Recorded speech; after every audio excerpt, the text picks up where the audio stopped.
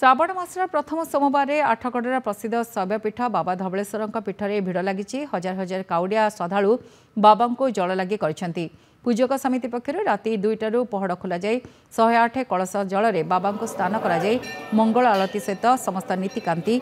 समापन कर अधिक आलोचना कर आम आठगड़ रिपोर्टर मनोरंजन महांती।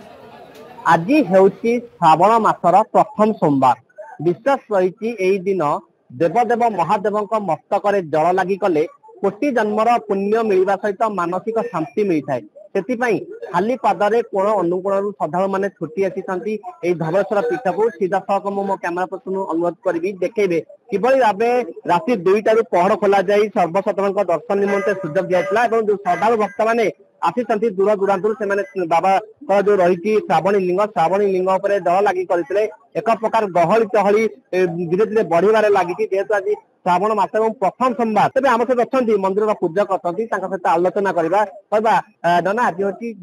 प्रथम सोमवार ए प्रथम केते पहड़ खोला कौन नीतिकांति कर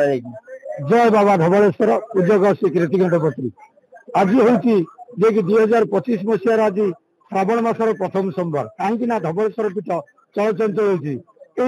गोटे मास को गोटे दिन को अपेक्षा करते श्रद्धा भक्त मैंने निजर ग्राम नदी पुष्करणी लंगला पादरे दूर दूरांतर धरी बाबा मस्तक जलाभिषेक करने आज मत से सुजोग आसी जाइए कहीं धवलेश्वर पीठ होती कला अंडीरा बाछरू धड़ा होकर नामकरण बाबा धवलेश्वर बाबा आज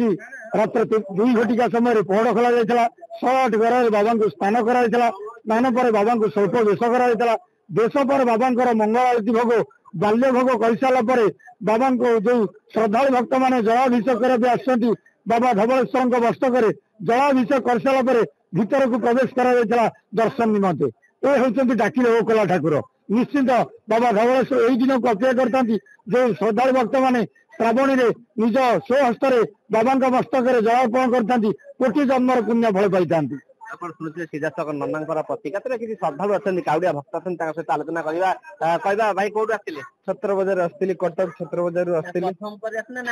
आगुरी आसी बाबा विश्वास कौन प्रभु कलू धड़ा कर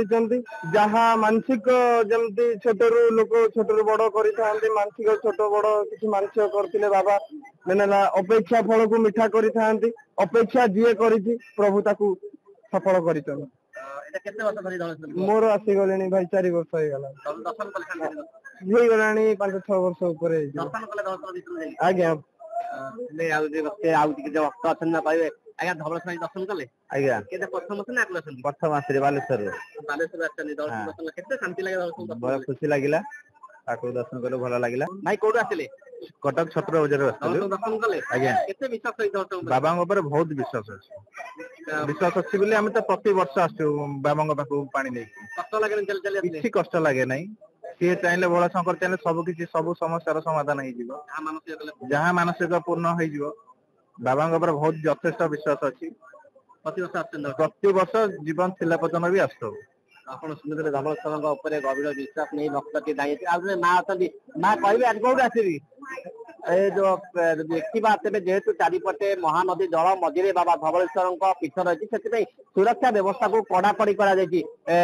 ଫାୟାର ବ୍ରିଗେଡ କଥା କୁହନ୍ତୁ ପୋଲିସ ଫୋର୍ସ କଥା କୁହନ୍ତୁ ତେବେ 10 ଜଣ ପୋଲିସ ଅଫିସର ରହି ନିଜେ କିଭଳି ଭାବେ ଭିଡକୁ ନିୟନ୍ତ୍ରଣ କରିବେ ଏବଂ ଭକ୍ତମାନେ ଶାନ୍ତି ଶୃଙ୍ଖଳାର ସହିତ ବାବାଙ୍କୁ ଦର୍ଶନ କରିବେ ସେଥିପାଇଁ ସମସ୍ତ ପ୍ରକାର ବନ୍ଦୋବସ୍ତ କରାଯାଇଛି। ଧବଳେଶ୍ୱର ପୀଠରୁ मनोरंजन महांती नंदीघोष टीवी।